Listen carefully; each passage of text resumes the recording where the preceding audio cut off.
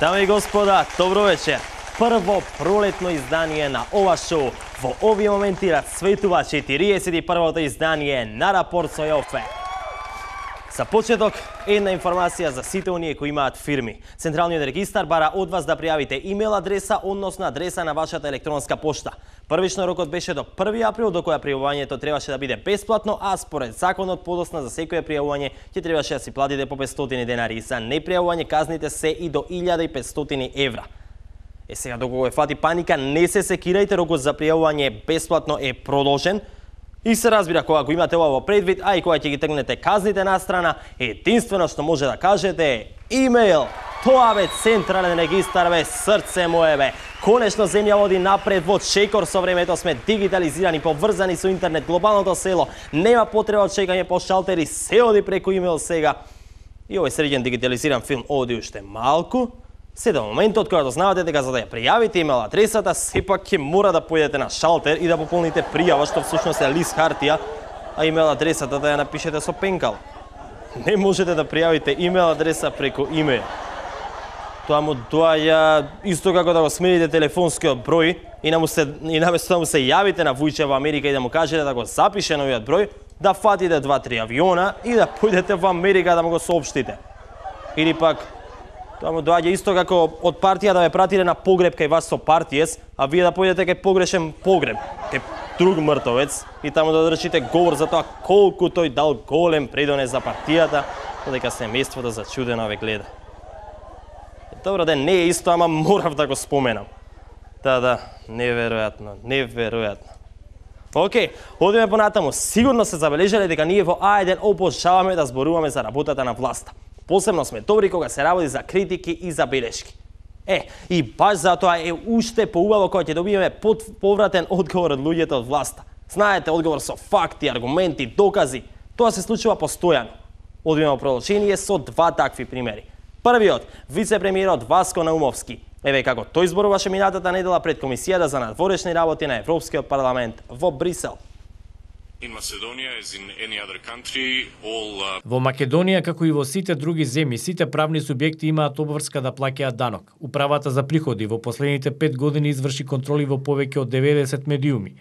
Во неколку случаи беа изречени казни. Една национална телевизија беше казнета со 300, а друга со 200.000 евра. Според податоците, А1 должи 9 милиони евра за неплатени даноци во последните 5 години. Супер!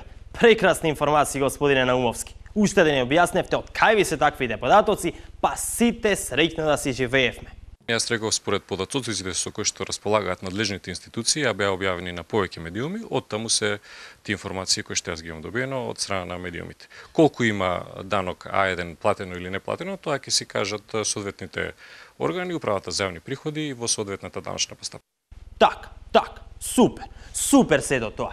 Сега на вистина надлежните институции кои ги споменувате нема излезено со точната сума на наводното даночно затајување, бидејќи истрагата не беше завршена, а документите се тајни, ама што има врска? Тоа не ве спречува да кажувате милионски суми во Брисел, туку колешката имаше да ве праша нешто? Вие давате изјава со бројки кои што ги дознавате од медиумите во Брисел? Јас кажав дека податоците од надлежните институции беа представени во некои од медиумите. Јас од медиумите ја слушнав таа бројка.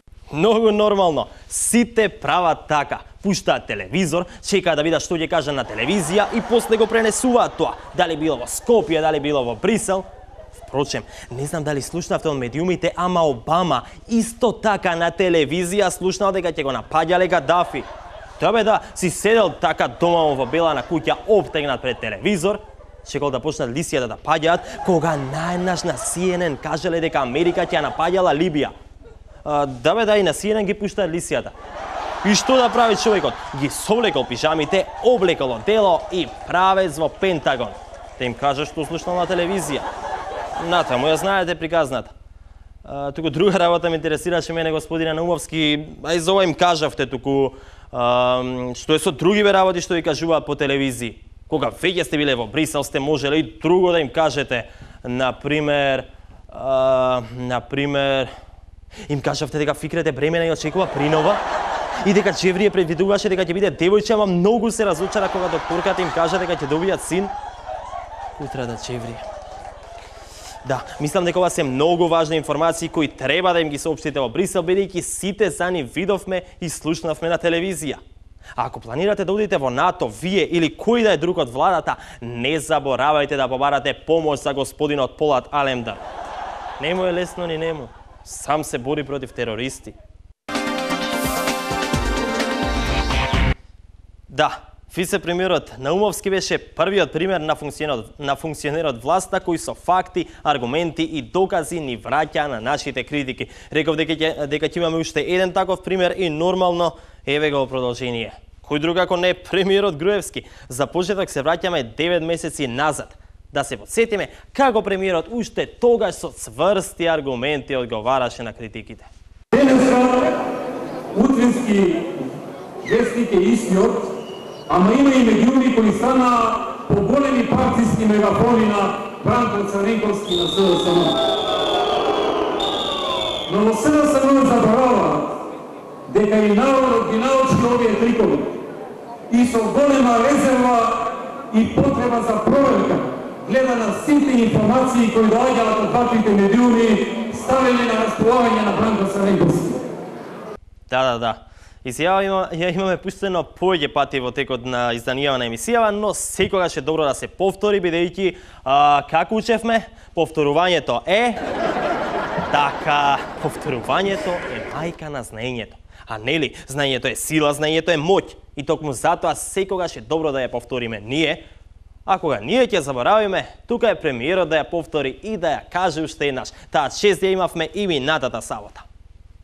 И ова е уште една прилика да повикам до сите граѓани на Република Македонија информациите кои што доаѓаат од дадена телевизија и вестниците Време, Шпиц и КХР да ги земаат со сериозна резерва и добро да ги проверат пред да почнат да им веруваат. Фала ви, премиере. Се гледа дека се грижите за граѓаните и нивното вистинско информирање. А вистината се разбира една и само една. И вие и само вие ја знаете. А се разбира, вие нема да ја чувате само за себе, туку не себично ја споделувате, најмногу со вашите куќни пријатели. И токму затоа граѓаните треба да ја гледаат нив и само нив да им веруваат. А во меѓувреме, јас ќе се обидам да ја подкрепам вашава изјава со факти. Например, ајде да видиме два примери за тоа што се тврдеше низ минатите изданија на емисијава, колку е тоа точно и колку треба граѓаните да ми веруваат.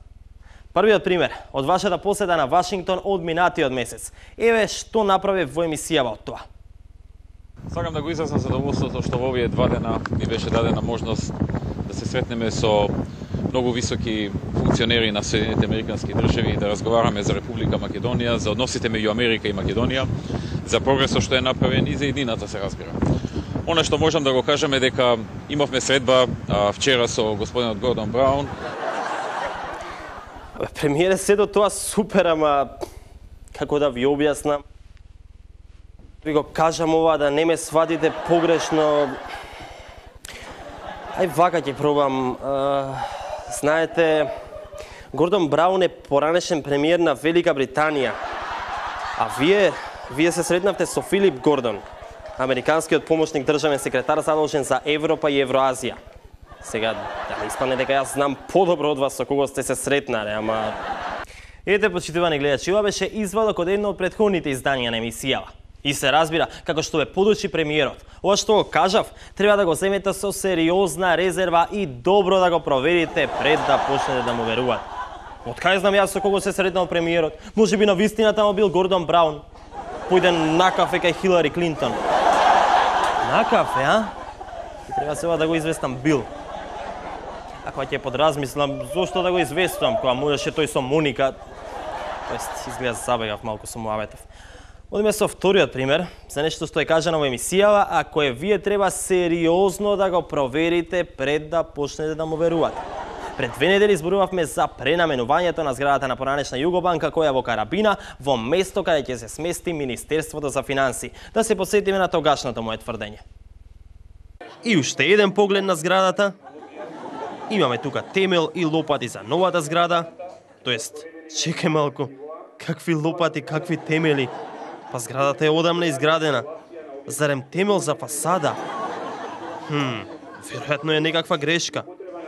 Или можеби и не. Еве го тука архиепископот. Па камењата. Што е следно? Лопати? Да бе, да. Еве архиепископот му ја подава лопатата на премиерот.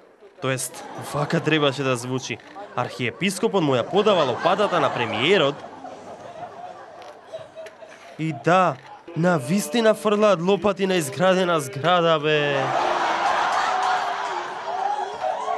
Ете, почитувани гледачи, што туку се посетивте на нешто што го тврдев пред 2 недели од исто ова место, но сигурно во ушите се уште ви одзвонуваат зборовите на премиерот. Информацијата ја земате со сериозна резерва и добро ќе ја проверите пред да почнете да ја верувате. Сега навистина гледате дека зградата е изградена и треба само нова фасада и средување на внатрешноста, премиерот, министрите и архиепископот фрлаат лопати кога да градат нова зграда, ама од кај знаете дека јас не сум ги издржал да го направат тоа за потоа да се смејувам со нив во емисија. Значи, уште еднаш, тука имате една манипулација која вели дека наведените личности фрлиле лопата за фасада. Ама само поради тоа што нешто видовте со своји очи не значи дека тоа навистина се случило.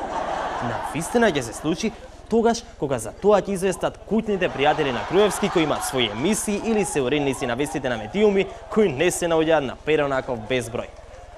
Може би звучи малку комплицирано, ама верувајте ми, лесно се стигнува до вистината. Само треба да знаете кои се куќните пријатели на премиерот и тоа е тоа. Тоа е вистината.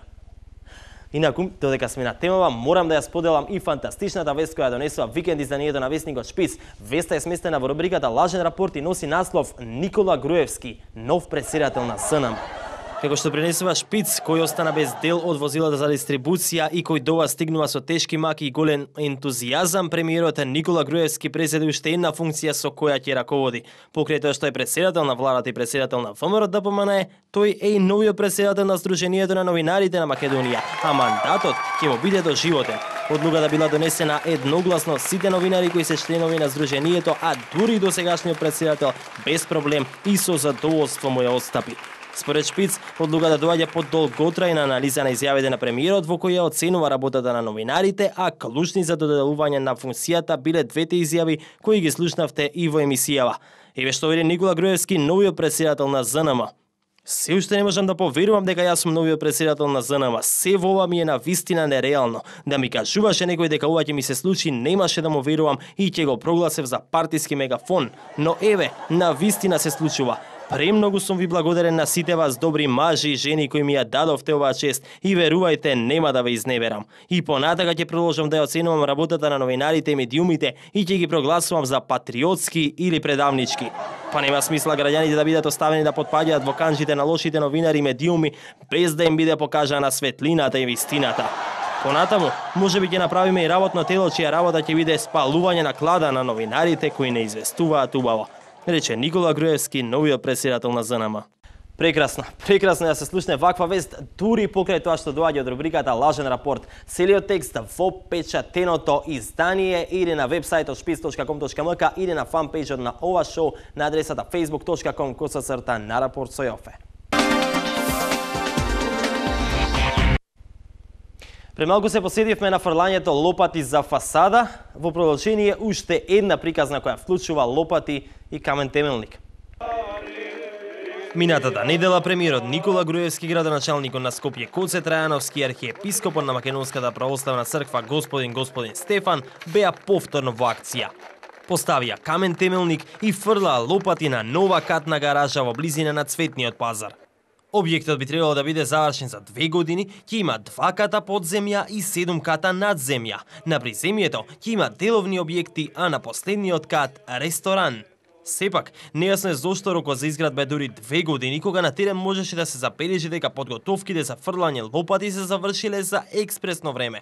Просторот се уште не е целосно ограден, а меѓу другото, на плацот се уште има и билборд.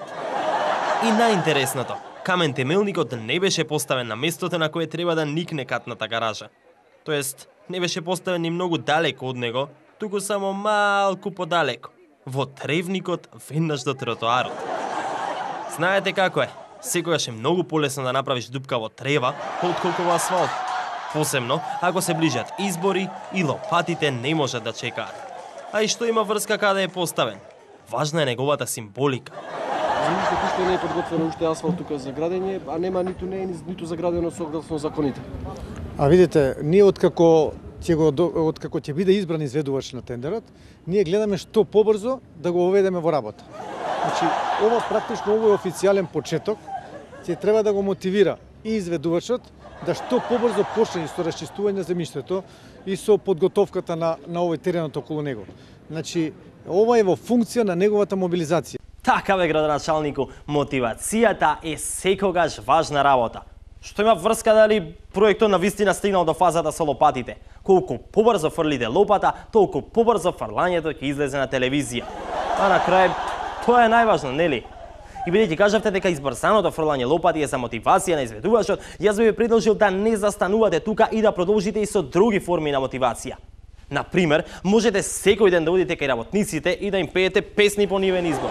Така најдобро се мотивираат и така ќе завршат гаражата многу побрзо од предвиденото. Така и мене ме мотивираат кога го пишам сценариото за емисијава. Новинари, уредници, камермани, монтажери, режисери, сите стојат покрај мене и ми пеат. Тие пеат, јас пишувам. И еве го резултатот на напишаното. Всушност, овде престана со пењето, па јас престана со пишување. И толку денешното издание. Тука ве поздравувам и ве посетувам, репризата е вечера после полноќ на А1 и утре во 15 часот на А2. На интернет се дружиме на адресата facebook.com/Нарапорт со Јофе. Чао, до следната недела.